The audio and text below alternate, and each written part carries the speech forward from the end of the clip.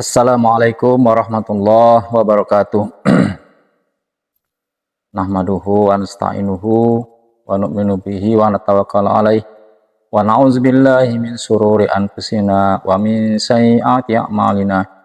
May yahdihillahu fala mudhillalah wa may yudlil fala hadiyalah. Asyhadu an la ilaha illallah wahdahu la syarikalah wa asyhadu anna Muhammadan abduhu wa rasuluh. Allahumma sholli wa sallim wa barik ala Muhammad wa ala ali Muhammad kama shallaita ala Ibrahim wa ala ali Ibrahim fil alamin innaka Hamidum Majid. Baik rekan-rekan sekalian, malam ini kita akan melanjutkan ya pengajian kita. Semoga malam ini kita dapat memberikan manfaat bagi diri kita, saudara-saudara kita. Ini kita membacakan kitab kehidupan para sahabat, dakwahnya Nabi Shallallahu Alaihi Wasallam. Semoga jadi gambaran kita bagaimana usaha Nabi, upaya Nabi untuk mengembangkan agama. Jadi kitab ini bernama Hayatus Sahabah. Terjemahannya itu kehidupan para sahabat. Karya Maulana Muhammad Yusuf Al-Kandalawi rahmatullah alaih. Baik, kita mulai. Sekarang sudah halaman ke-93. Dakwah Nabi SAW kepada kabilah-kabilah di Mina. Ibnu Ishaq meriwayatkan beserta sanadnya dari Rabi'ah bin Ibad radhiyallahu anhu. Ia berkata, aku masih remaja ketika bersama ayahku di Mina. Ketika itu Rasulullah SAW berhenti di dekat tempat singgah kabilah-kabilah bangsa Arab. Lalu berkata, wahai Bani Fulan, sesungguhnya aku adalah utusan Allah kepada kalian. Aku menyuruh kalian agar menyembah Allah dan tidak menyekutukan sesuatu pun dengannya, agar kalian meninggalkan sesembahan-sesembahan lain yang kalian sembah selainnya, agar kalian beriman kepadaku, agar kalian membenarkanku, dan agar kalian melindungiku, sehingga aku dapat menjelaskan risalah yang dengannya Allah mengutusku.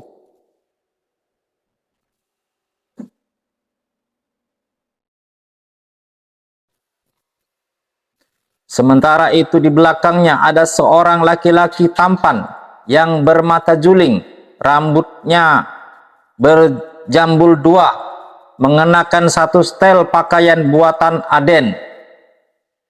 Aden ini ibu kota Yaman. Apabila Rasulullah SAW selesai menyampaikan perkataannya dan apa yang beliau dakwahkan, orang itu berkata, wahai Bani Fulan, orang itu hanya menyuruh agar kalian meninggalkan Lata dan Uzza dari leher kalian. Lata dan Uzza adalah Tuhan atau patungnya bangsa Arab waktu itu yang paling besar ya. Bersama dengan sekutu kalian dari bangsa Jin dan kabilah Bani Malik bin Uqais kepada hal-hal yang baru dan kesesatan yang ia bawa, maka janganlah kalian menurutinya dan janganlah kalian mendengarkan ucapannya.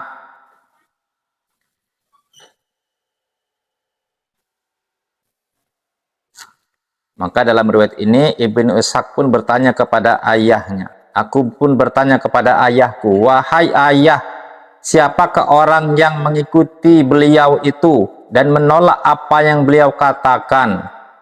Maka ayahku berkata, ia adalah paman beliau sendiri yang bernama Abdul Uzza bin Abdul Muttalib dengan julukan Abu Lahab. Demikian dalam kitab Al-Bidayah wan Nihayah jilid 3 halaman 138. Kemudian diriwayatkan pula beserta sanadnya oleh Abdullah bin Ahmad dan Tabrani dari Rabi'ah dengan lafal yang semakna. Kemudian dalam kitab Haisami jilid 6 halaman 36 berkata, dalam riwayatnya disebutkan Husain bin Abdullah bin Ubaidillah, ia adalah rawi yang doib namun dinyatakan sikot oleh Ibnu Ma'in. Menurut salah satu riwayat, penyusun berkata, dalam riwayat Ibnu Ishaq terdapat seorang perawi yang tidak disebutkan namanya.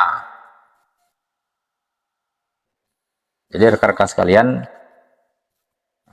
orang yang tampan bermata juling ini adalah Abu Lahab. Jadi di mana-mana ketika Nabi menargetkan orang-orang haji di Mina pada waktu itu awal-awal Islam, jadi mendatangi kabilah-kabilah itu mengajak kepada Islam, walaupun mereka menolaknya. Ketika Nabi menyampaikan dakwahnya, mengajak kepada Allah, menyembah Allah tanpa menyekutukan selainnya, dan mengimani Muhammad sebagai Rasul, maka orang yang bermata juling ini selalu membantah omongan Nabi Muhammad SAW. Orang-orang dari kabilah-kabilah yang berdiam di Mina dalam rangka haji,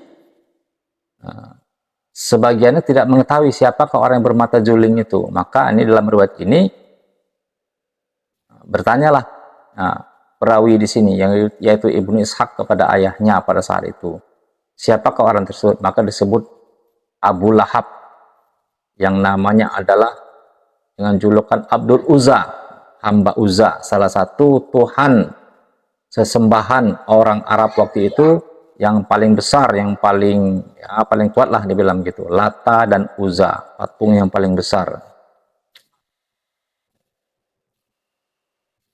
Jadi dapat dibayangkan rekan sekalian, Nabi menyampaikan dakwah dengan semangat, dengan mujahadah, dengan kesungguhan, tapi ada orang yang selalu mengompor dan membantahnya, sehingga seolah-olah dimentahkan. Dalam perjalanan dakwah kepada kabilah-kabilah ini, Nabi selalu banyak ditolak. Sudah berapa riwayat yang kita bacakan sebelumnya, semua kabilah-kabilah ini menolak untuk ikut Nabi, karena mereka juga beranggapan Nabi sendiri sudah dikucilkan dari keluarganya, tidak diterima oleh keluarganya. Bahkan orang yang bermata juling itu adalah pamannya sendiri, yaitu Abu Lahab bin Abdul Muthalib,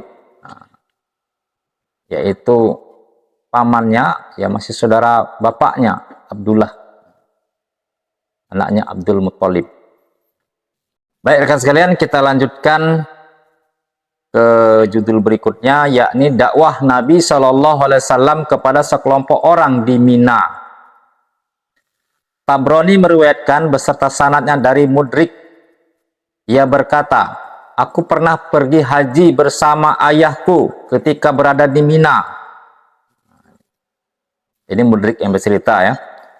Kami mendapati suatu kerumunan orang, maka aku berkata kepada ayahku, kata Mudrik, mengapa orang-orang berkerumun? Ia berkata, ada orang yang berpindah agama. Aku lihat ternyata Rasulullah SAW sedang menyeru, wahai manusia, ucapkanlah la ilaha illallah, niscaya kalian berjaya. Dalam kitab Haisami, kata dalam jilid 6 halaman 21 berkata, para perawinya sikot. Imam Bukhari dalam kitab At-Tarikh, Abu Zur'ah, Baghawi, Ibnu Abi Asim dan Tabrani meriwayatkan beserta sanadnya dari Haris bin Haris Al-Khomidi radhiyallahu anhu, ia berkata, aku pernah berkata kepada ayahku ketika kami berada di Mina, mengapa orang-orang berkerumun? Ia berkata, mereka mengerumuni orang yang berpindah agama. Aku pun berusaha untuk melihatnya. Ternyata ada Rasulullah SAW yang sedang berdakwah kepada orang-orang agar mengesahkan Allah. Namun mereka menolak ucapan beliau. Demikian dalam kitab Al-Isobah jilid 1 halaman 275. Waqidi meriwayatkan beserta sanadnya dari Hasan bin Sabit radhiyallahu anhu, ia berkata, aku pernah pergi berhaji ketika Nabi SAW mengajak orang-orang kepada Islam, sedangkan para sahabatnya disiksa. Aku pun berhenti menyaksikan Umar sedang menyiksa seorang hamba wanita milik kabilah Bani Amr bin Muammal. Kemudian ia terus-menerus menyiksa Zinnirah dengan melakukan penyiksaan yang sama. Demikian dinyatakan dalam kitab Al-Isobah jilid 4 halaman 312. Nah, itu rekan-rekan sekalian, bagaimana penyiksaan orang-orang awal pada masa itu masuk Islam. Karena yang masuk Islam pada masa-masa awal adalah pertama ada dari golongan para budak, orang-orang miskin, orang-orang yang tidak berpangkat, dan orang-orang yang ekonomi lemah gitu ya. Sehingga mereka-mereka ini mendapat tekanan dari para pembesar, para pejabat, ada orang kaya maupun tuannya. Begitu berat perjuangan mereka, sedangkan Nabi SAW sendiri terus mengembangkan dakwah ini, walaupun kadang dia sendirian, kadang ditemani oleh pelayannya yaitu Zaid bin Harisah. Jadi dakwah Nabi ini bukan diundang kepada satu kaum, kemudian dikawal, kemudian dimuliakan, tidak. Pada awal-awalnya dihinakan, diejek, dan tidak diterima. Karena kabilah-kabilah yang pada saat musim haji itu telah mendengar kabar tentang orang yang berpindah agama, mendengarkan keterangan-keterangan orang Quraisy yang menghuni Mekah itu bahwa Nabi ini adalah pendusta.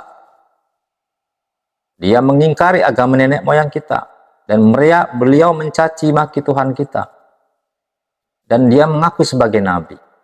Sehingga orang-orang yang berangkat haji pada saat itu, kabilah-kabilah dari suku Arab ini yang menunaikan haji ke Mekah Al-Mukarramah, itu termakan oleh isu-isu, oleh hasutan-hasutan. Bahkan tidak tanggung-tanggung ketika Nabi mendakwahi kepada kabilah ini pun, Abu Lahab terus mengiring dan mempengaruhi orang-orang agar jangan ikut, agar jangan terpengaruh, agar jangan merasa simpatik dengan Nabi Muhammad SAW. Sehingga dakwah-dakwah beliau ini seolah dimentahkan oleh Abu Lahab. Sehingga kabilah-kabilah ini pun rata-rata menolak ya. Bisa dikatakan menolak semua, walaupun ada di antara mereka yang simpatik, tapi kenyataannya mereka tidak berani karena pengaruh dari kekerabatan, persatuan dari kaum-kaumnya tersebut. Baik, kita lanjutkan ke bagian berikutnya. Dakwah Nabi SAW kepada kabilah Bani Saiban. Abu Nu'aim meriwayatkan beserta sanadnya dalam kitab Dalailun Nubuwah halaman 96 dari Ibnu Abbas dari Ali bin Abu Thalib radhiyallahu anhu, ia berkata, setelah Allah Azza wa Jalla memerintahkan Nabi SAW agar menawarkan kepada kabilah-kabilah bangsa Arab untuk menerima diri beliau, beliau pun keluar rumah menuju Mina. Sedangkan aku dan Abu Bakar menyertainya. Akhirnya sampailah kami ke salah satu majelis orang-orang Arab. Abu Bakar pun maju lalu mengucapkan salam. Abu Bakar adalah orang yang pemberani pada setiap saat dan ahli dalam bidang nasab. Ia pun berkata, dari kabilah manakah kalian? Maka mereka berkata, kami dari kabilah Rabi'ah. Ia berkata, kabilah Rabi'ah dari marga yang mana? Lalu perawi meneruskan hadisnya secara panjang lebar. Dalam riwayatnya disebutkan bahwa Ali berkata, kemudian kami sampai ke suatu majelis yang penuh dengan ketenangan, para sesepuh yang memiliki derajat dan keutamaan. sangat terlihat di kumpulan tersebut. Maka majulah Abu Bakar lalu mengucapkan salam. Ali berkata, Abu Bakar adalah orang yang pemberani dalam setiap kesempatan. Lalu Abu Bakar berkata kepada mereka, dari kabilah manakah kalian? Mereka berkata, kami adalah kabilah Bani Saiban bin Sa'labah. Lalu Abu Bakar menoleh kepada Rasulullah Shallallahu Alaihi Wasallam dan berkata, aku rela mengorbankan ayah dan ibuku demi engkau. Selain mereka tidak ada yang memiliki kemuliaan melebihi mereka di antara kaumnya. Di antara yang hadir dalam majelis tersebut adalah Mafruk bin Amr, Hani bin Qobisah, Musanna bin Harisah, dan Nu'man bin Syarik. Di antara mereka yang paling dekat tempat duduknya dari Abu Bakar adalah Mafruk bin Amr. Kelihatan Mafruk dalam berbicara dan gaya bahasanya pun telah mengalahkan mereka. Rambutnya yang berjambul dua dengan ujung yang jatuh ke dadanya. Ia adalah orang yang paling dekat tempat duduknya dari Abu Bakar. Maka Abu Bakar berkata kepadanya, bagaimana dengan jumlah kalian? Mafruk berkata kepadanya, jumlah kami lebih dari 1000 orang. Pasukan dengan jumlah 1000 orang tidak akan dikalahkan karena sedikitnya jumlah. Abu Bakar berkata, bagaimana dengan kekuatan pertahanan kalian? Mafruk berkata, kami harus mengerahkan segenap kemampuan kami, namun setiap kaum berhak mendapatkan keberuntungan. Abu Bakar berkata, lalu bagaimana jalannya peperangan antara kalian dan musuh kalian? Mafruk berkata, kemarahan kami memuncak ketika bertemu musuh dan perlawanan kami memuncak ketika kami sedang marah. Kami lebih mengutamakan kuda yang cepat larinya daripada anak-anak kami, mengutamakan senjata daripada unta perahan. Namun kemenangan itu dari Allah. Kadang-kadang Dia memberikan kemenangan kepada kami dan kadang-kadang menimpakan kekalahan kepada kami. Apakah kamu orang Quraisy? Abu Bakar berkata, jika telah sampai kabar kepada kalian bahwa seseorang dari kabilah Quraisy adalah Rasulullah SAW, maka inilah orangnya. Mafruk berkata, telah sampai kabar kepada kami bahwa ia mengatakan seperti itu. Kemudian Mafruk menoleh kepada Rasulullah SAW lalu berkata, kepada apa kamu menyeru, hai orang Quraisy?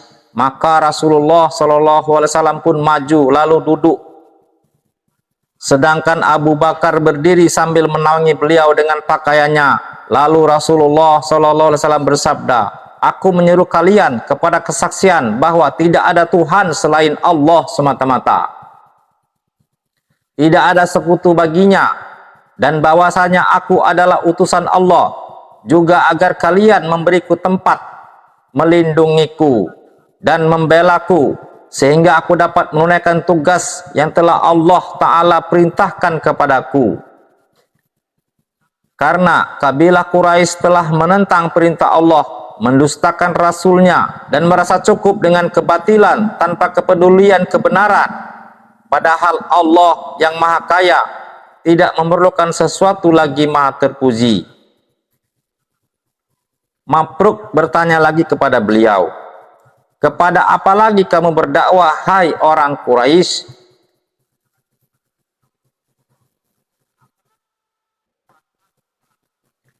Maka Rasulullah SAW membacakan ayat, katakanlah, marilah kita bacakan apa yang diharamkan atas kamu oleh Tuhanmu, yaitu janganlah kamu mempersekutukan sesuatu dengan Dia, berbuat baiklah terhadap kedua orang ibu bapak, dan janganlah kamu membunuh anak-anak kamu karena takut kemiskinan. Kami akan memberi rezeki kepadamu dan kepada mereka dan janganlah kamu mendekati perbuatan-perbuatan yang keji, baik yang tampak di antara maupun yang tersembunyi. Dan janganlah kamu membunuh jiwa yang diharamkan Allah membunuhnya, melainkan dengan sesuatu sebab yang benar. Demikian itu diperintahkan oleh Tuhanmu kepadamu, supaya kamu memahaminya. Dan janganlah kamu dekati harta anak yatim, kecuali dengan cara yang lebih bermanfaat hingga sampai ia dewasa. Dan sempurnakanlah takaran dan timbangan dengan adil. Kami tidak memikulkan beban kepada seseorang, melainkan sekedar kemampuannya. Dan apabila kamu berkata, maka hendaklah kamu berlaku adil, kendati pun dia adalah kerabatmu. Dan penuhilah janji Allah, yang demikian itu diperintahkan Allah kepadamu, agar kamu ingat dan bahwa yang kami perintahkan ini adalah jalanku yang lurus. Maka ikutilah dia, dan janganlah kamu mengikuti jalan-jalan yang lain, karena jalan-jalan itu mencerai-beraikan kamu dari jalannya. Yang demikian itu diperintahkan Allah kepada kamu agar kamu bertakwa. Quran Surat Al-An'am ayat 151 sampai 153.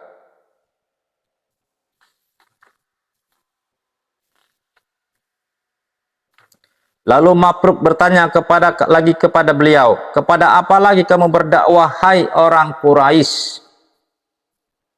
Demi Allah, ucapan itu bukanlah perkataan penduduk bumi. Seandainya itu merupakan perkataan penduduk bumi, tentu kami mengetahuinya. Maka Rasulullah Shallallahu Alaihi Wasallam membaca ayat Innallaha ya'muru bil adli wal ihsan wa ita izul kurba wa yanha anil fahsya'i wal munkari wal bagh ya'izukum la'allakum tazakkarun. Sesungguhnya Allah menyuruh kamu berlaku adil dan berbuat kebajikan, memberi kepada kaum kerabat, dan Allah melarang dari perbuatan keji, kemungkaran, dan permusuhan. Dia memberi pengajaran kepadamu agar kamu dapat mengambil pelajaran. Quran Surat An-Nahl 90. Lalu Mabruk berkata kepada beliau, demi Allah, hai orang Quraisy, engkau menyuruh kepada akhlak yang mulia dan amal kebajikan. Sungguh orang-orang yang mendustakanmu dan menentangmu telah dipalingkan dari kebenaran.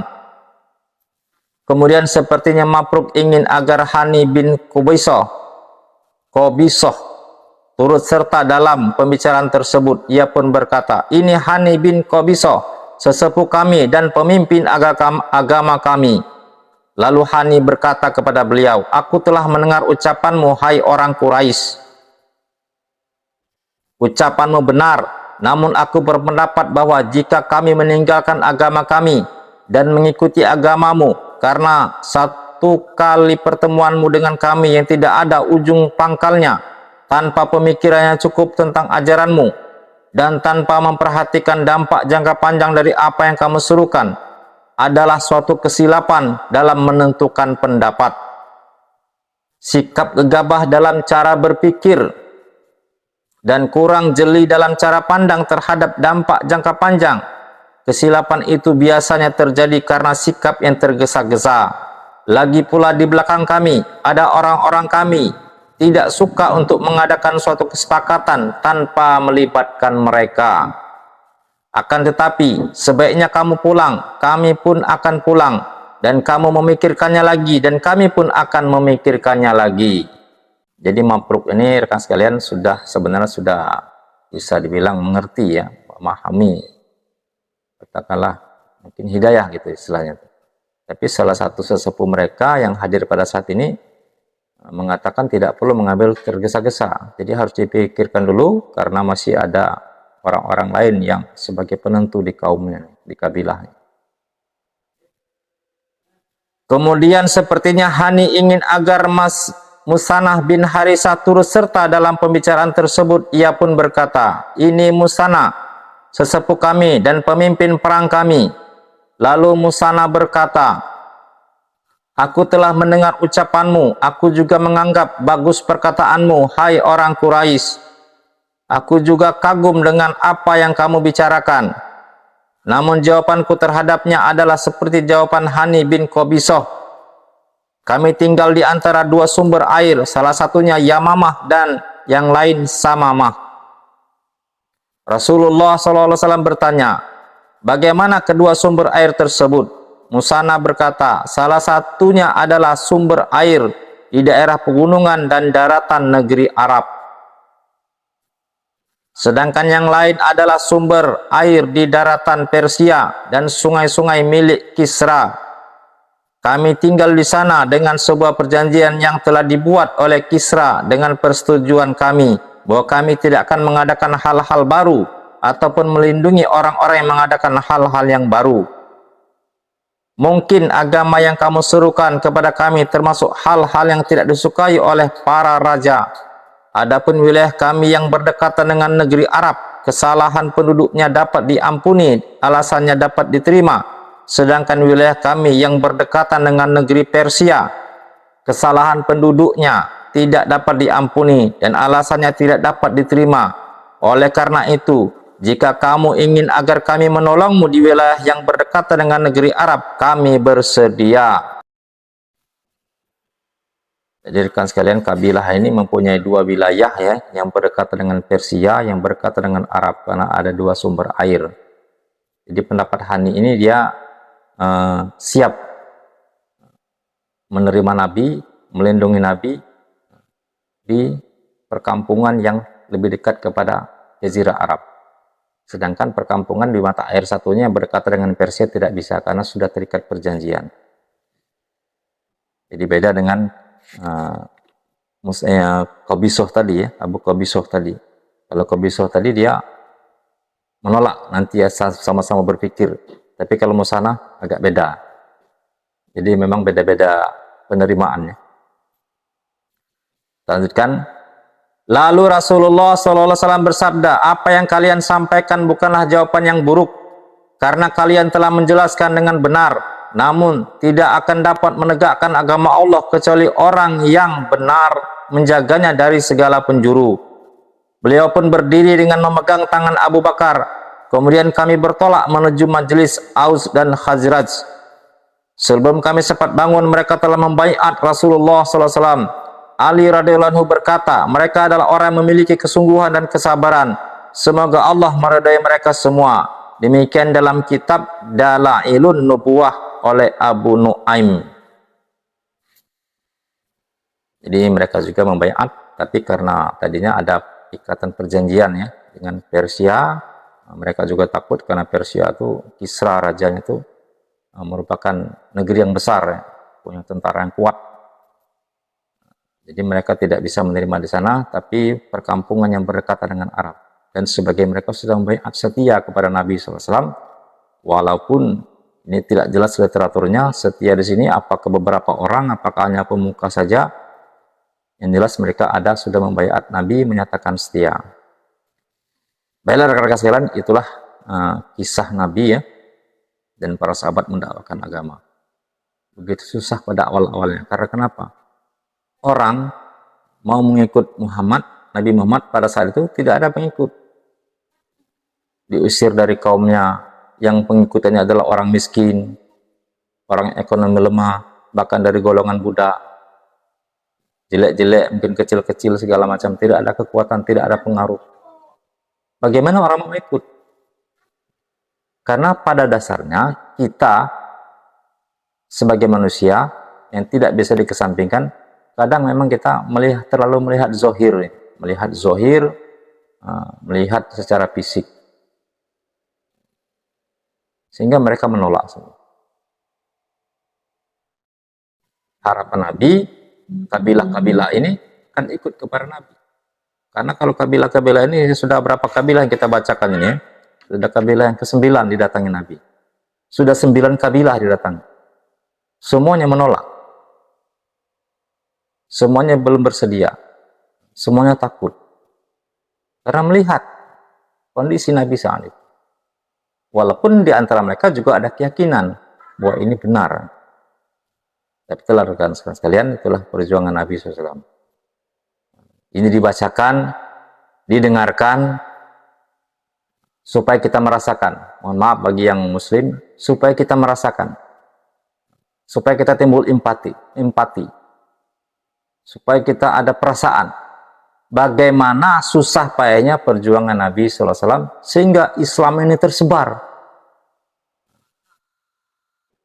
Bahkan setelah Nabi wafat dan seterusnya, Islam ini bisa mengalahkan Romawi dan Persia.